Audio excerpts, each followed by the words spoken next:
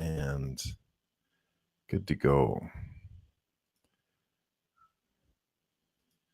All right, just checking, making sure everything's running here, and we are good to go. My name is Doyle Buehler, and this is the Wikibrands Collective Webcast, and today we're going to be talking about future-proofing. It's part of our regular series on digital transformation, that sort of thing, and this is episode number 2.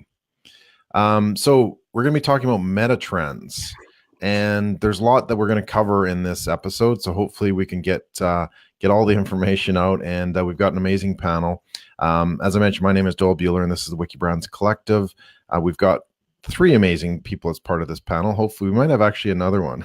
We've got Sean Moffitt and Baron Manett and myself, and hopefully we will have our 4th guest coming online, but if not, I'm sure these gentlemen will be able to get us going. Oh, and there I see Jill. She's just popped up, so we'll bring her on as soon as we can after the introduction, that sort of thing. So what is Wikibrands Collective? Wikibrands Collective is disrupting the professional services game by becoming one of the first to build an on-demand business transformation company that helps clients anticipate and build better futures for business. We're blending insights, predictions, and debates from seasoned pros who not only think about this stuff, but actually do it as well. And the Wikibrands Collective Webcast that you're watching now is a think tank panel discussing the core issues businesses face every day, and every episode is different, but we're focused on the 5 core topics of transformation, scale, reinvention, future-proofing, digitalize, and we're talking about getting companies to their next growth chapters.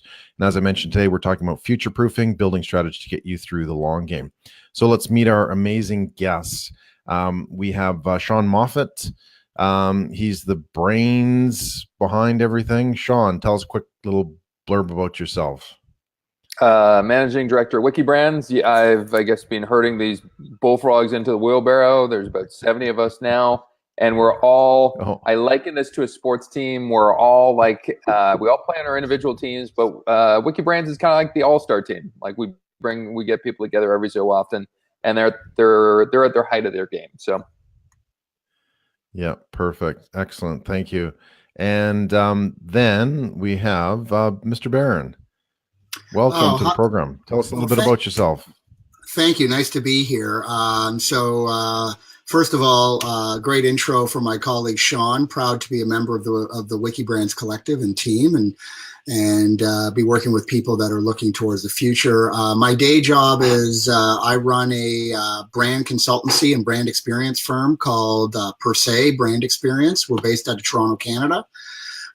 We work in 3 areas. We work in strategic planning, content, strategy and design, as well as brand experience design. And we primarily focus our work in the consumer goods, financial services, and entertainment spaces. We are a collaboration-based business with our clients and partners to get the best solutions. So we love what Wikibrands is doing, and excited to be a part of it. Perfect. Cool. And thanks for joining us, Baron. And now we also have Jill as well. Welcome, hey, everyone. Jill. Technical problems, sorry.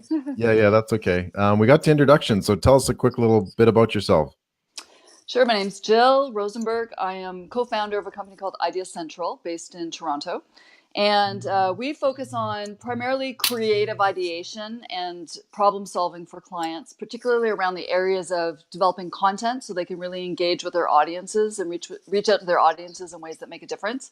So we work with a huge range of different kinds of clients. We work in various technologies. So the idea is that we're integrated solutions across everything, but we've also recently been working quite a bit in virtual reality and exploring some of the new technology in terms of creating very different experiences.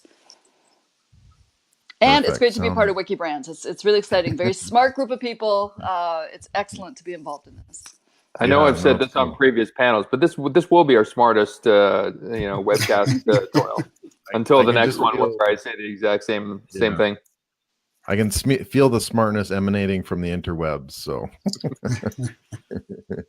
all right, cool. Right. And last but not least, my name is Doyle Buehler, and I'm based out of Australia, and I run a strategic digital consultancy on digital transformation for companies ready to scale. So let's get into it. We don't have a lot of time here, so hopefully we can cover everything. Just because of the format, what I'm going to have to do, Sean, we're going to quickly go through sort of a quick rundown of all the meta trends, because that's obviously the topic of the day. What I'll have to do, Jill, can I drop you off, or Baron, drop you off for a minute back to the lobby while we can present, and then bring you back in after? Sure. Jill, yeah? Sure. Is that okay? Yep. Cool. All right, so hang on, everybody. We'll start Sean talking with the presentation, and we'll bring you back in, Jill, in a couple minutes. All right, thanks. Okay, and then back up. Technology is pretty good. Hopefully we can keep it working. All You know what? You're great at this stuff, Doyle. I mean, to do it live and walk the tightrope that you do, I much kudos. Oh, okay, thank you. I try my hardest. All right, so there we go. We can't see your handsome face, Sean or Baron, or mine, just the presentation. So you want to walk us through the top 30 Metatrends summary? Yeah, I mean, I thought we should probably have a little bit of background before we all start talking about what should have been on the list or shouldn't have been on the list. This is a real passion of mine because, you know, if I think about technology and customers and brands, they're all important. We try to actually go one step above that and try to identify the things that not only cut across all those different types of levers that you could pull, but also probably have some staying power. So these are some of the trends that we identified that, you know, have at least 5 to 10 year staying power in terms of what's going to affect how we make business decisions or how culture changes. So that's what we tried to do. We started with if you go to the next slide, we started with a group of about 60 different meta trends, and we kept on distilling it, and we got down to about 40 that we went ahead and tested. And what we're going to share with you in this presentation is just what were the ranked set of 30 meta trends. So these were the things that a group of about 150 experts actually ranked based on some surveying that we did. So we go to the next one. I love how it scrolls. So in reverse order, I'm not going to try to tackle all 30 of these. I did think I should probably cover off at least one of the trends on each one of these slides. So from 30 to 26, I mean, I think the one thing I was happy about was the woman's kind of rising aspiration squeezed in there at number 30. It seemed to be a big theme in 2018. And I guess the question will be, will it have the staying power? And I think the other thing that I had noted on, and it's tough for me to see here, but I think I'm looking at my own crib notes because I thought this might happen. I think curation and filtering is on there, right? Is that not at 28? Yeah, that's number 26. Yeah. Or 26. Yeah. I just think it's tied to the number one trend. So I'm going to give it a little bit of a tease, but the fact that everything in our life is being curated and filtered for us, enabled by technology, is a really interesting thing. I think it's taking away some of the kind of discovery aspect. So I think there's a lot of productivity involved here, but I think some of it is you're no longer reading a newspaper where stuff just washes over you might not normally read. So I think that's a key trend to take note of. Why don't we go to the next set? Yep. And be my steward here because my eyes are failing me here. Sure, but I think we're on 21 digitized innovation. And I think speed was one thing I just wanted to tap into on this one. I just recently did a study where I looked at 50 different things that have been changing in life in general or business. And my number that I would like to attach to speed is versus a generation ago, you know, society is about 7.7 times faster than it was. So if you think about that, how do you go about planning a transit system that may last 25 years or a business that hopefully has some longevity over, you know, the 10-year business life cycle? It's really challenging when things are going so speedily. So why don't we go to the next slide? We'll expose another 5 trends and we'll get to the top ones, which we'll probably spend most time on. Yep. I think on this one, regulation and protectionism, certainly I was interested just to see yesterday how I ran across New Zealand has banned Huawei phones from entering their landscape based on suspicion of spying. So it's not only on a country level, but it's also on a company level in some respects. So, you know, I think we're seeing it from a Canadian-U.S. relationship right now. And I think it's probably a reaction to different global trends that are higher up on our trend list. When we go to the next one. Yeah. So I'm a big fan of Black Mirror. It's one of my favorite Netflix shows. And so if I look at data mediated relationships, I think there's some good stuff here in terms of, why do we need a middleman in place of things that we might be able to do through data and technology? And I think blockchain's a great example of that.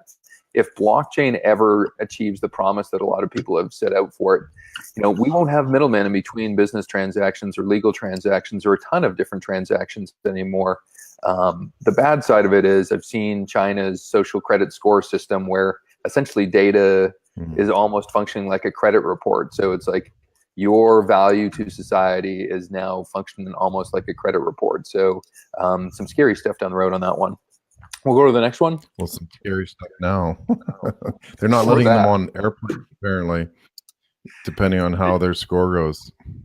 I mean, this feels like the concept feels right, but it's just being executed horribly. So on this one, and once again, my eyes deceive me, but I think automation was on here, right? Automation and human, I think. No. Oh, could be wrong. That's the next one. Maybe I've skipped ahead here. Younger generation values take over, increasing longevity, aging societies, geopolitical instability, globalization, water, food, and energy sufficiency. I think the big ones here was just, it's funny, they seem to be conflictual, but younger generations take over. It's true. If you're 36 years old or younger, you fall into these two different age camps, and many of these people are entering the business world and having real key decisions now. So it's not only the size of the group, but it's also the decisions they're now making. On the interesting one where it showed up right behind it was the older generations and how the lifespan of people is increasing. And so you've got these two different age parameters that are warring with each other in terms of who deserves the most attention, which will be interesting how it teases itself out over the next little while. And then let's get to the big ones, I think. I think we end up going to 5. Yep. Okay, so this one is so interesting for me. We are leading a life of complete freelance, carefree, let's not tie ourselves down to anything. Just the notion of, it's funny, I had to sign like a 2-year contract for a phone company the other day, and I felt somewhat flummoxed by the fact that I had to do that. But certainly if you look at these numbers around freelancing, most of us, more than half of us, are going to be freelancers by 2028. So if you track out, the idea of being in a company or workplace is going to fundamentally change. And certainly as a marketer, we're much more flexible in terms of the brands. Like brand loyalty is precipitously down versus a decade or 2 decades ago. So let's go to 4. Yep. And so, we've all seen the headlines about Facebook and Russian involvement in elections and transparency. I think GDPR, if people aren't talking about it yet, certainly they will be when the first big fines start being laid down in terms of people offending privacy.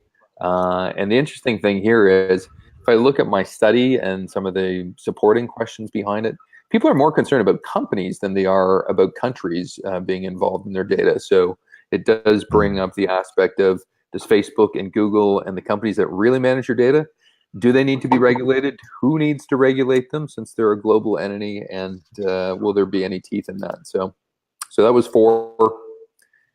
We're getting to the big ones. Here comes the bronze medal. The internet everywhere, essentially. It was interesting. I looked at a study where people would gladly give up chocolate, sex, and a whole bunch of other things for a full week. If you would say at least you could not take away their phone for 24 hours. So they were willing to give up a week of that stuff just to hold on to their smartphone for 24 hours.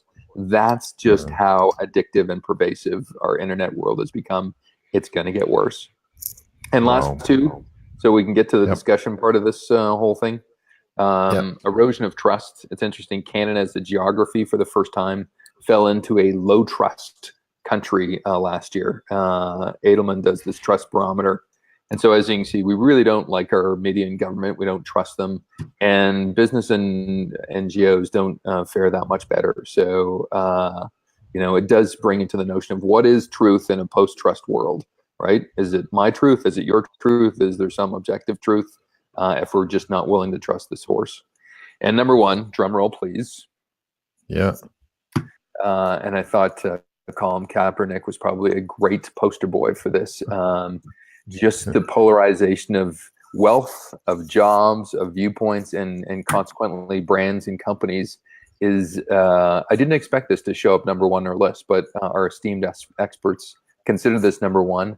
I find it so interesting. Everywhere you turn around in society, certainly after we landed on this one as our number one, everywhere you turn is affected by just division between right and left wing, division between poor and rich, division between I live in the suburbs or the city.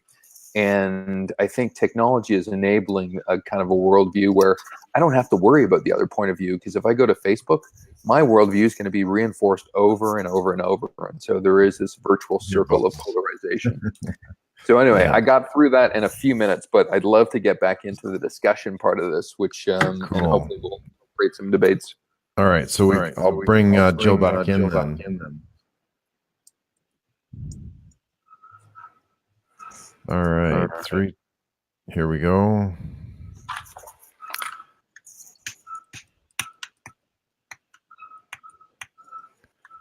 Did that work? No.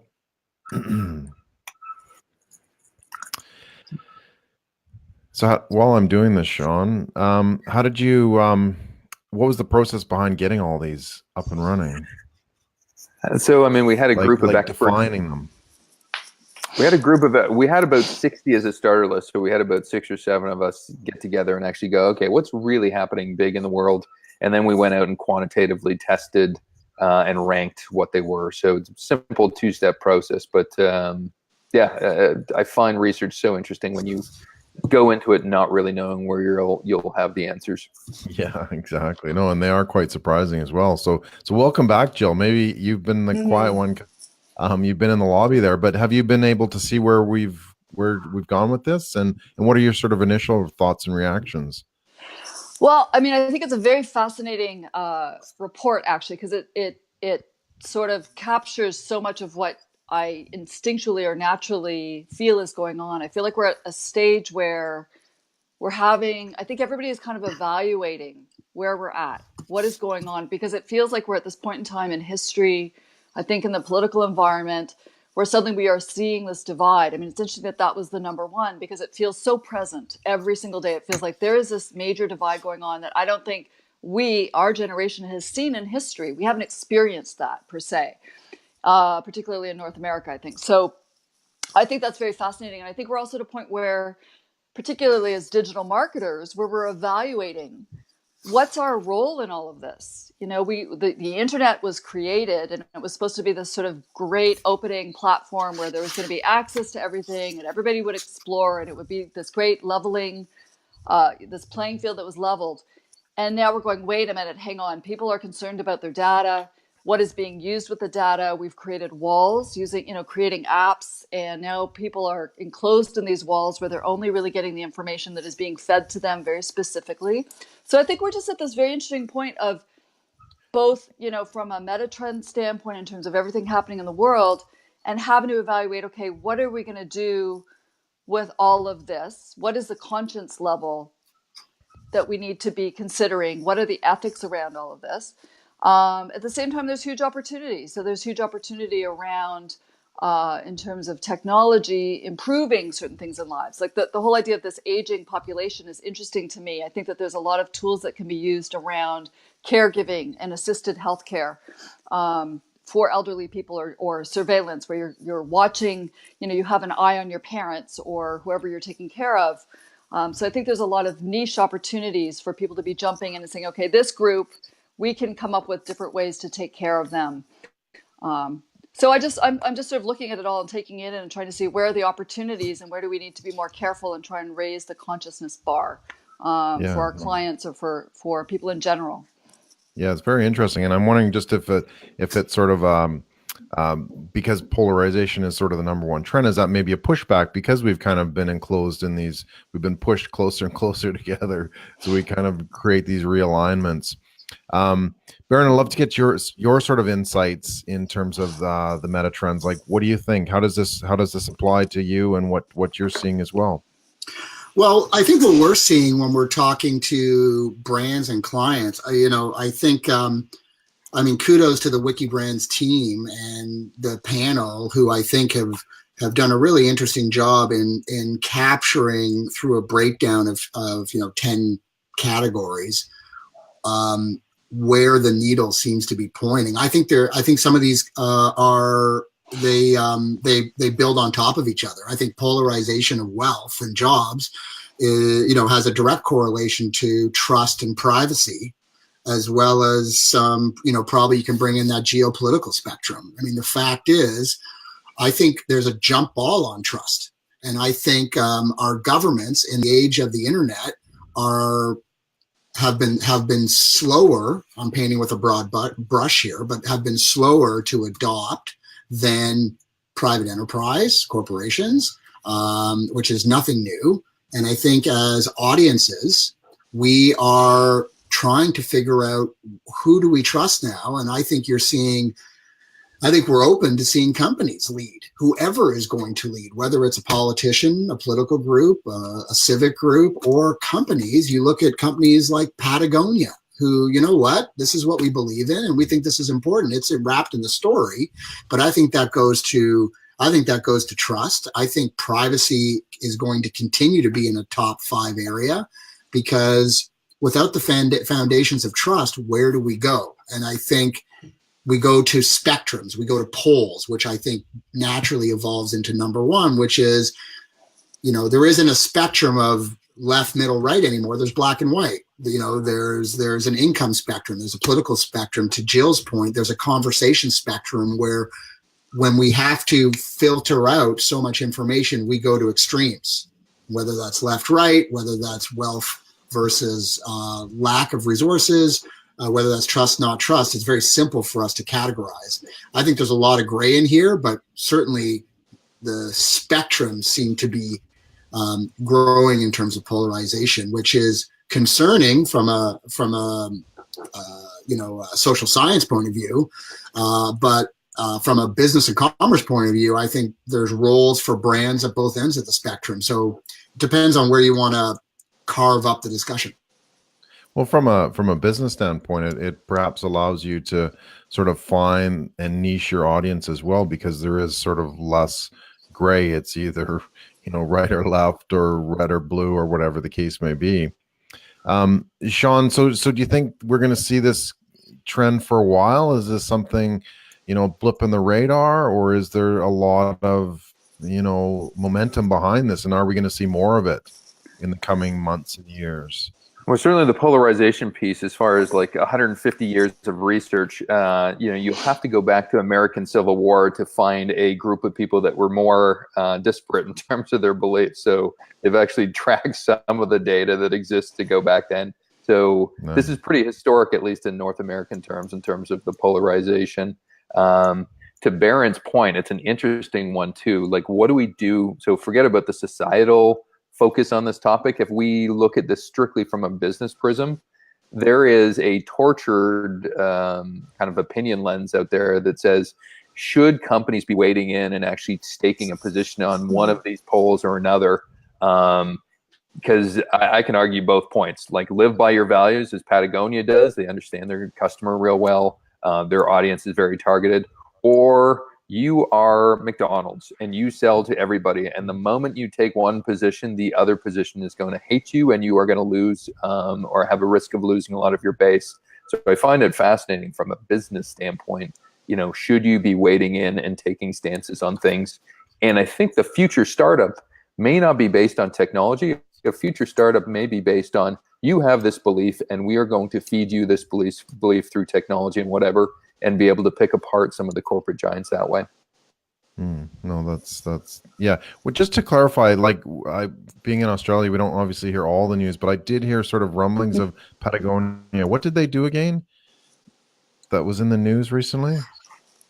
Well, let's see. I'm trying to think of the recent news that you're talking about. But I mean, Patagonia's got a long history. Referring to that, okay, yeah. I was referring to their long history. I mean, the great, when you going back to the point on trust, I think Right. we reward trust with brands and people who lead consistent behaviors and who have clarity.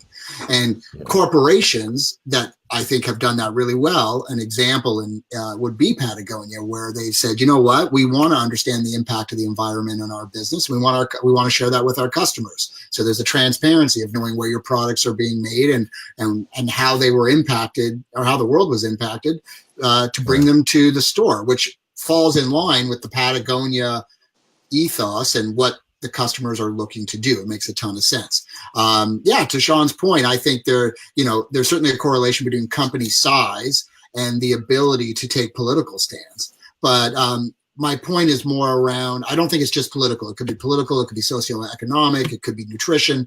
I think depending on what's germane to your brand or business, I think right now there's an absence of leadership societally. When there's an absence, we're looking for someone to fill the void. We will reward as audiences, first thing with our attention, which is the basis of marketing these days, in my opinion. We're going to reward people who step in and put up their hand and say, we want to lead.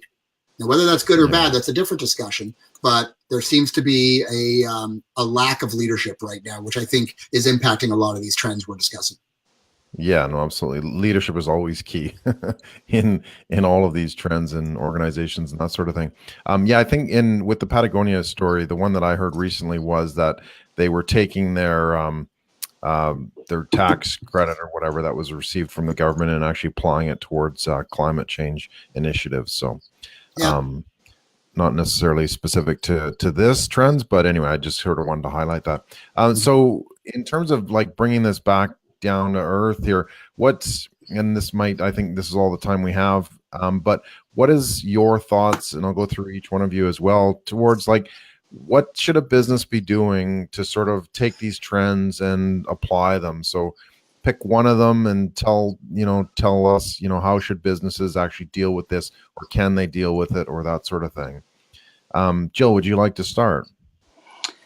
Sure. I mean, I think that this whole idea of Metatrends, it's such a big, huge topic. I don't think any one company could tackle this internally on their own. I really think that you need to be bringing people that can sort of have that 10,000 foot view, come in, take a look at sort of your own brand values, where you stand with everything, take a look at everything going forward, and try and make some key decisions around where your company values and your mission stands in terms of going in line with that. So, choosing to be political or not be political is definitely a decision and a choice. And I think that that's something that should be done ahead of time, not, let's jump on this bandwagon to get some attention because we need to jump in there, which I think sometimes when companies are working with agencies, that's what's happening, is they're jumping in, but it's not a longer term view of, how does this align with who we're going to be in the long run? So I really think that bringing in some outside experts, such as those on the Wikibrands Collective, is a good idea. Right. And I think also taking stock, but getting internal feedback, like just taking the time. It's also just a matter of taking the time. I think companies are so often just, going through the motions and not sure how to turn and be nimble, but to actually stop and take stock of everything and look at this and say, and literally you could take this Metatrends list and go, well, where are we within that? Okay, that has nothing to do with us, or we're not even going to go there. So that would be my advice, is to look at this and to address it. Perfect. Excellent. Thank you. Sean, what do you think? I have two things. One, technology makes us really want to go fast, and humans put the brakes on and go slow. And I think if you look at any good business, they will take the technology and human aspects of where these metatrends are going into consideration. We tend to work with companies, and it's like, if you can actually get two of these trends working together on your next big idea or your base brand, you've probably got a very, very large idea that's going to be sustainable. So I think Baron made the point earlier in terms of like, they almost kind of bounce off each other, some of these meta trends. If you can find two of them anywhere on this list of 30 and say, this is exactly core to my idea, you've probably got a damn good idea that's going to actually hunt in the marketplace. So that's food for thought. certainly AI is one of my passions. And I think the AI aspects over the next decade will be focused a lot more on how AI and humans interact with each other, as opposed to AI completely taking over our jobs, just as an example. Yeah. Okay, excellent. Thank you. And Baron, what about you? What are your thoughts on this? How can we apply this into business? I think if I'm a business leader, first of all, we're all worrying and trying to find our way here. I think you can never go wrong with people first, right? And that's, first of all, starting within your organization. You're not going to be able to solve, these why they're called Metatrends. We're not going to be able to solve everything, but where is your organization's people aligned to some of these priorities? I think you got to pick your spots and figure out what's important to your people and your customers or audiences, and make a commitment to keep your promises in those areas. So many businesses are making promises, but not enough are keeping promises. And I think in a meta trend of trust issues and not sure who to believe, I think we reward people who walk the talk, and businesses who keep their promises, don't brag about them, but keep their promises consistently and stay focused, are the ones that are going to earn attention of talent, attention of customers, attention of market share, and the ability to grow in a world that right now is trying to figure out where they should put their trust. And so I think people first. Technology, there'll always be technology to help us. People first is where we need to focus. Perfect. Excellent. Thank you so much. Yeah, and I guess the main thing too is don't become overwhelmed. These are like indicators too. So if you can actually, put pieces together or use one of these trends, one of these meta trends specifically, like that's really important here. All right, cool. So just to wrap up, any other comments or statements that you wanted to make, guys, before we close off for this episode? Any highlights, lowlights? I want to just call out Sean and his team, because the ability to have us not only talk about meta trends, but have a stack rank list that is benchmarked year over year enables so many businesses to be able to quickly assess where they are, where they want to go. And that's the conversation for programming and prioritization and strategic planning. So, whether it's this list or whether your group is trying to do your own list, this is a great touchstone to review and figure out, okay, as we go into 2019 and beyond, where are we going to plan? Yeah, no, absolutely. Perfect. So yeah, thanks, Sean, for putting this all together and being the driving force behind that. Jill, did you have anything else you wanted to add?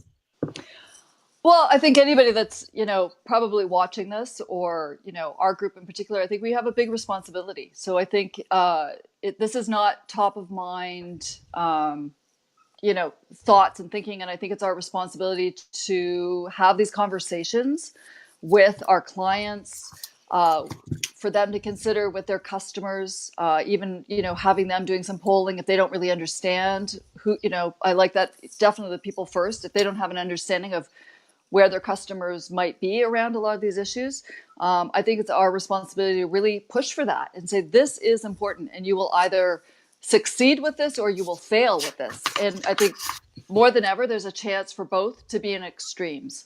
So I just think we need to take on the responsibility and have the, the boldness to say, please go forward and do this, and we'll help you do it if you need that. Be brave. Be brave. Don't be scared. Sean, any final words?